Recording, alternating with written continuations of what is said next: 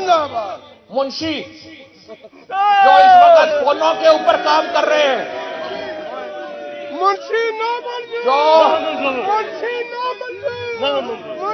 ہمیں جو لوگ بھی پاکستان کے آئین کو، پاکستان کے قانون کو پامال کر کے ایک منشی کی طرح ان کے احکامات کو بجا لا رہے ہیں، جو جستو پاکستان کے لوگوں کے اوپر ظلم میں ملوث ہے، میں آپ کو یقین دلاتا ہوں آپ کے چہرے ہماری آنکھوں میں نقش ہے، آپ کے چہرے ہمارے دلوں پہ نقش ہے، اور وقت بدلتے تو دیر نہیں لگتی، وقت سدا بادشاہی تو اللہ کی ہے۔ انشاءاللہ تعالی اب راج کرے گی خلق خدا، جو تم بھی ہو اور میں بھی ہوں، اور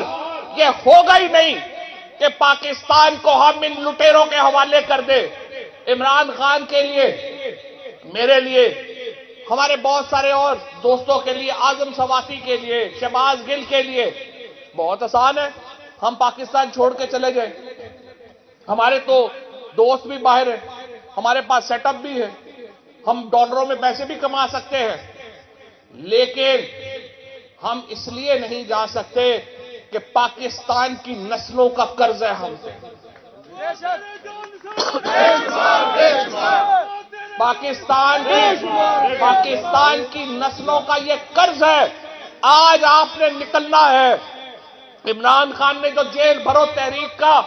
اعلان کیا ہے، انشاءاللہ تعالی میں آپ سے وعدہ کرتا ہوں جب عمران خان کال دے گا، جیلم میں سب سے پہلی گرفتاری میں دوں گا۔